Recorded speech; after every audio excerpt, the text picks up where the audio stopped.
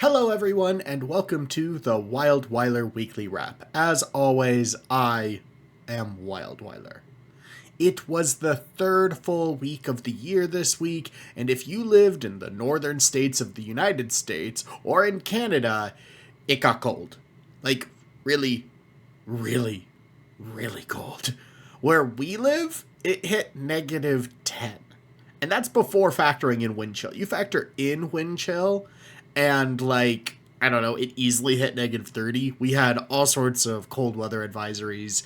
The coldness of just outside is absolutely mind-boggling. I went to a restaurant and the windows were just ice all the way up. So that was something. I luckily have avoided any sort of cold-related issues. I have some friends that have some frozen pipes or other problems, but nobody that I know has been injured. Because of all of this cold, I didn't leave my house really at all this week, but that's okay. As mentioned last week, I've gotten into 40K, so now I have a lovely indoor hobby that I can work on, which means I clipped out a whole bunch of little plastic guys and glued them together. But beyond that, I started working on the custom helmets for my Astracanum Space Marine Legion.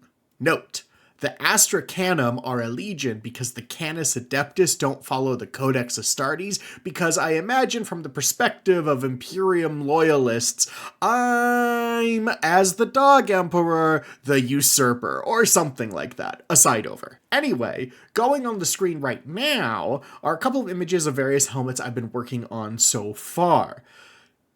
All of these are remixed from an amazing Blender file made by Red Warren Miniatures. I've included a link in the description for anyone who wants to check them out, because the work is really amazing and it makes making your own custom helmets quite a snap. This week, a friend of mine recommended a show on Netflix called Fisk. It's an Australian comedy show that was released on ABC television, their ABC, not our ABC, and by their I mean Australian ABC. The show stars Kitty Flanagan, who also writes the show with her sister Penny.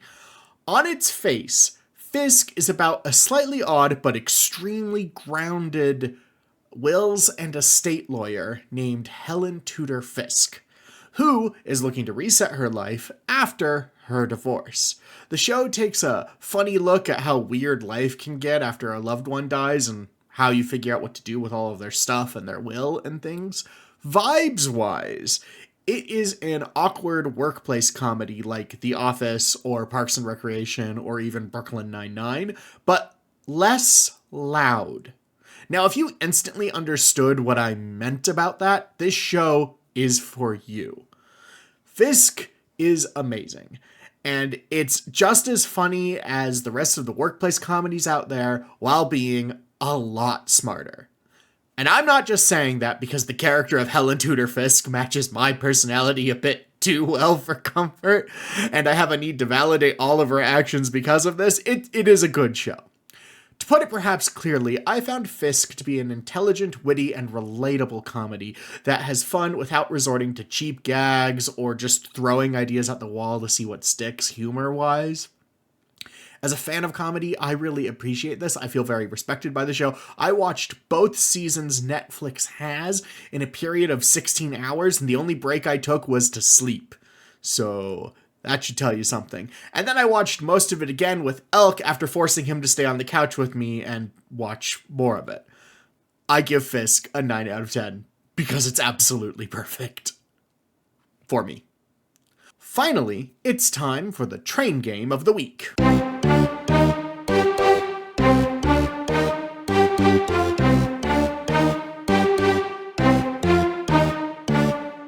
This week's train game is Train Valley 2. Train Valley 2 is a puzzle game where you must build a rail network to provide resources to towns and factories. It is incredibly similar to the game Station to Station, but rather than having a deck mechanic to the game, Train Valley 2 simplifies things way down and sets the levels to a timer. As train-based puzzle games go, I didn't find what I expected in this game. It's not that deep, the controls are incredibly fiddly on PC, and that's very frustrating. But I think that's because this game is ported from sort of a tablet or phone touchscreen settings into, keyboard and mouse, and that's just not working for it. I did find moment to moment, though, in Train Valley 2 that I was having more fun than when I was playing station to station. I think the game is a little bit clearer, it's a little bit simpler. Also, the trains explode, so that helps. I give Train Valley 2 a 5 out of 10, and if I had an iPad, I would probably go as high as a 6. That does it for this week. Coming up on my YouTube channel, more Warhammer 40k Bolt Gun on Wednesday, and I am starting Resident Evil 3 Remake on Saturday. I would show you footage, but I've installed some mods, and I don't want to spoil the surprise. Anyways, thank you for watching, and have a lovely day. Bye.